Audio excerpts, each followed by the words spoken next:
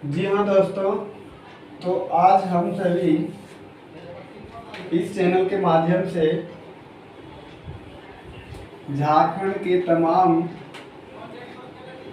परीक्षा जेपीएससी तथा जेएसएससी से संबंधित प्रश्न पत्र 1 के भाषा खंड के बारे में देखेंगे, जिसमें हम देखेंगे कि भाषा ज्ञान से 60 भाषा ज्ञान से 120 प्रश्न होंगे। आगे इस भाषा खंड को 2 भागों में बांटा गया है, जिनमें से एक हिंदी भाषा और दूसरा अंग्रेजी भाषा।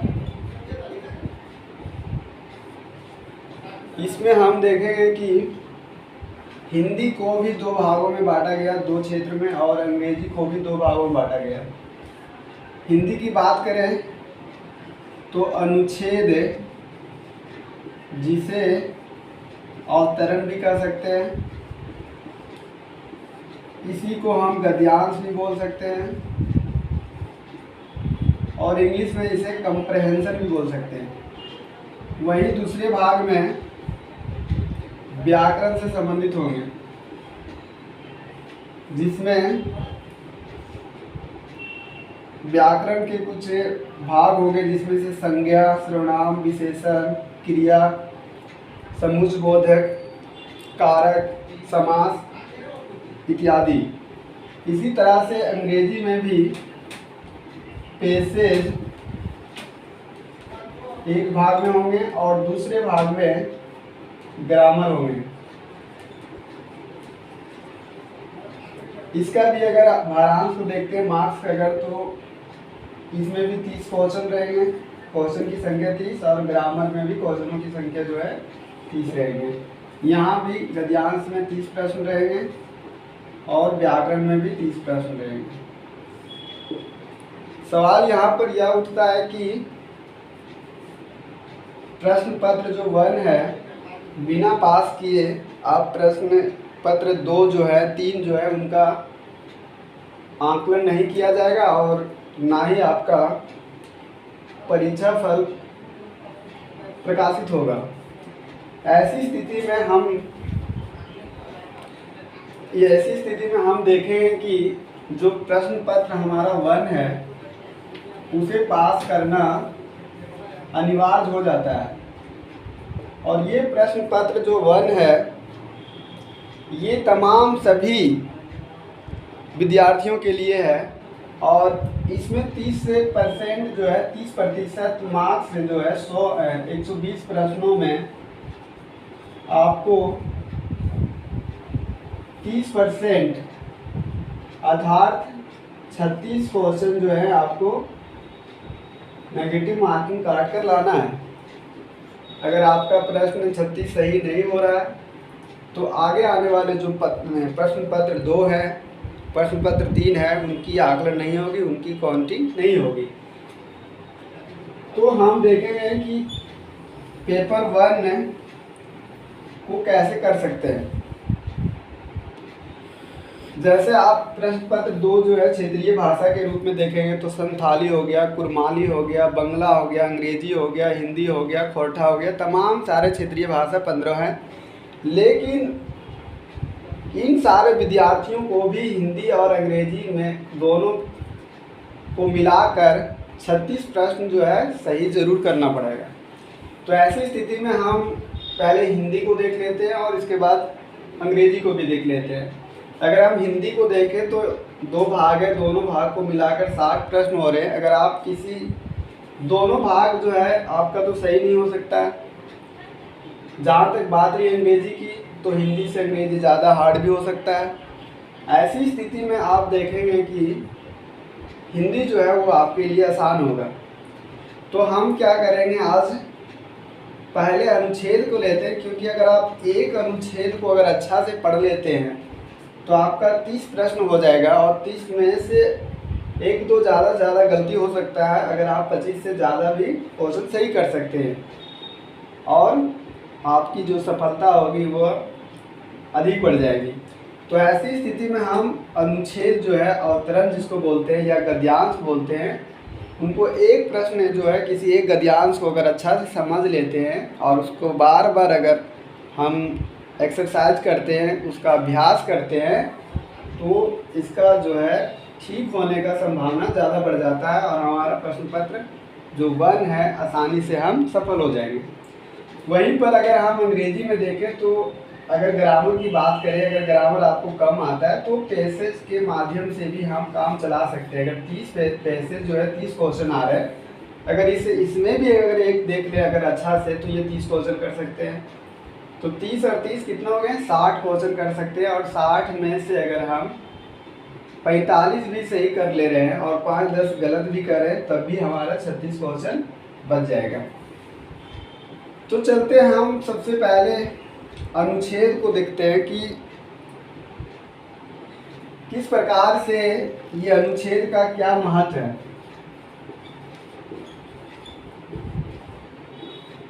ये अनुच्छेद या गद्यांश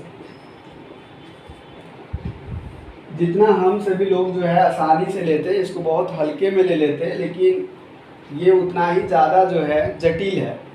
आप कहेंगे कैसे? जैसे एक गद्यांश जो है, ये क्या इसका अर्थ अगर निकालते हैं, तोड़ेंगे तो हम आएगा गद्य जोड़ अंश।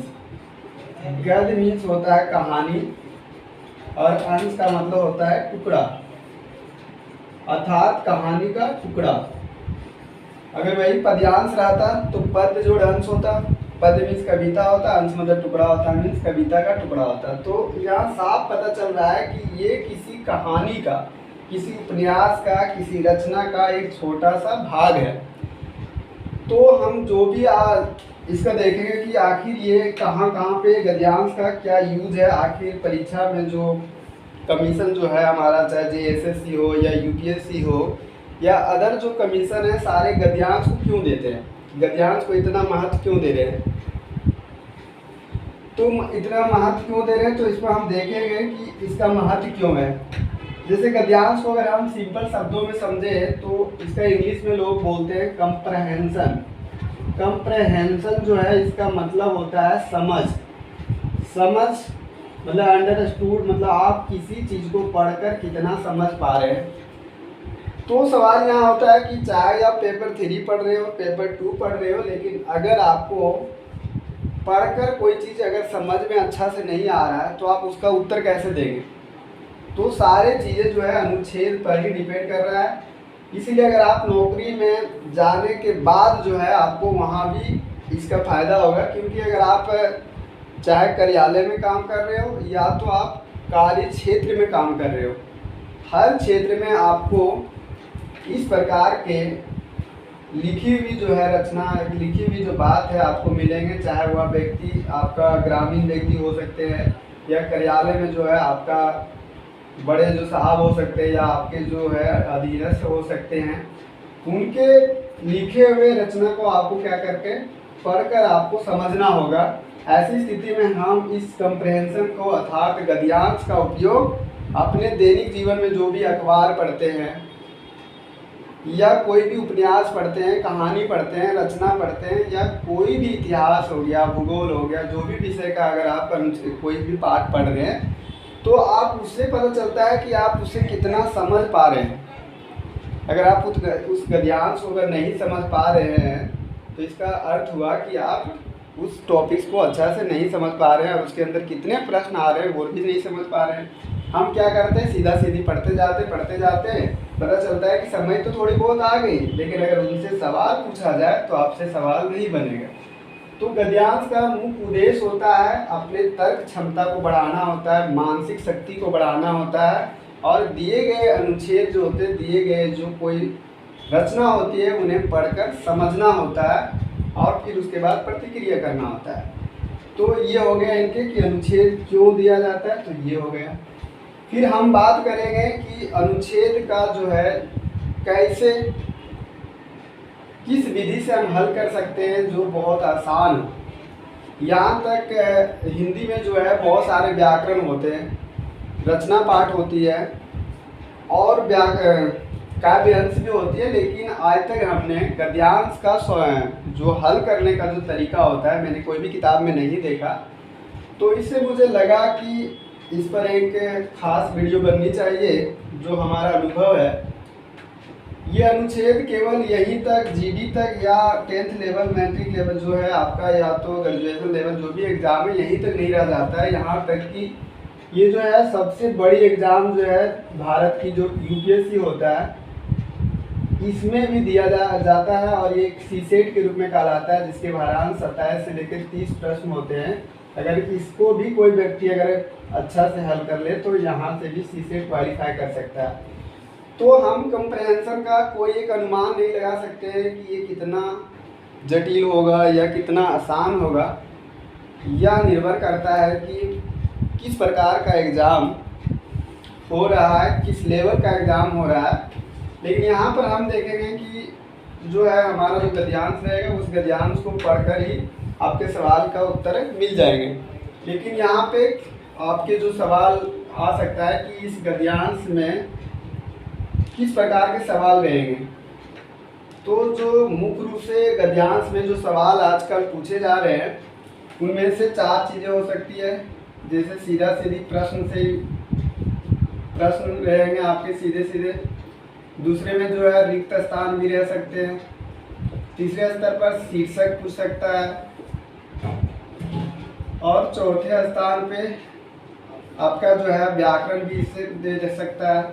तो ये 3-4 चीज़ें जो है आपका एक गद्यांश में पूछ सकता है। जैसे कोई गद्यांश दिया हुआ है तो गद्यांश पढ़ के आपका उत्तर डायरेक्ट प्रश्न मिल रहा है। दूसरी बात है कि कोई अगर लाइन दी गई है पंक्ति और कुछ पंक्ति छोड़ दी गई है तो आपको उस पंक्ति को जोड़ना है। और तीसरी जो है शीर्षक, मीन्स उस पूरी गद्यांश को क्या आपने समझा और उसका क्या मतलब आप इसका पूरे भाग का क्या टाइटल होगा इंग्लिश में बोल सकते हैं।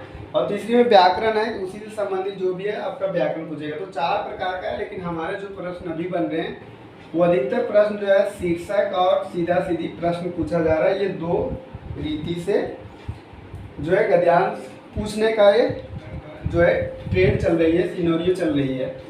तो आप देखेंगे कि अब हम इस गद्यांश को बनाने के लिए क्या विधि अपनाएंगे। तो गद्यांश का बनाने का जो विधि होगा हमारा वो होगा कि सबसे पहले फर्स्ट ऑफ ऑल क्या करेंगे, हम गद्यांश को जितने आप समझ पाते हैं उस तेज़ी से उतना ही मतलब कि रफ्तार से पढ़ें जिसमें आप समझ पा रहे हो। अर्थात आराम से आप गद्यांश को 2-3 मिनट में आराम से पढ़ें। 2 बार पढ़ें, पहली बार हुई, दूसरी बार हुई कि गद्यांश में जो मुख्य बातें दी गई हुई है उसे रेखांकित करते जाए। तीसरी बात है कि फिर प्रश्न को पढ़ें, और चौथी जो है प्रश्न से संबंधित उत्तर जो मिल रहे हैं उसे छाट कर लिखें। लेकिन सवाल आता है कि सबसे पहले हम क्या करें, प्रश्न पढ़ें या गद्यांश पढ़ें। तो इसका उत्तर सही यही होगा कि यदि अगर आपका एक प्रश्न है या 2 प्रश्न है तो इस स्थिति में आप पहले प्रश्न पढ़ें और फिर गद्यांश को पढ़कर उत्तर दें। लेकिन अगर आपके पास 4 या 5 क्वेश्चन हो, मीन्स 2 से ज़्यादा क्वेश्चन आ रहे हैं, तो आप पहले एक बार पूरे अच्छे से गद्यांश को पढ़ें, दूसरी बार क्वेश्चन पढ़ें और क्वेश्चन से मिला कर जो भी गद्यांश में मिल रहे हैं उसका उत्तर दें। तो हमारा जो जेएसएससी जो है पूछने का जो तरीका है वो क्या है कि एक गद्यांश आपका दिया हुआ है और उनमें से 5 क्वेश्चन देते हैं। तो ऐसी स्थिति में हम क्या करेंगे कि गद्यांश को पहले पढ़ेंगे, समझेंगे, और दूसरी बार में हम क्वेश्चन को देखते जाएंगे और क्वेश्चन को देख कर क्या करेंगे, गद्यांश से मिलाकर हम उसका उत्तर को लिखते जाएंगे।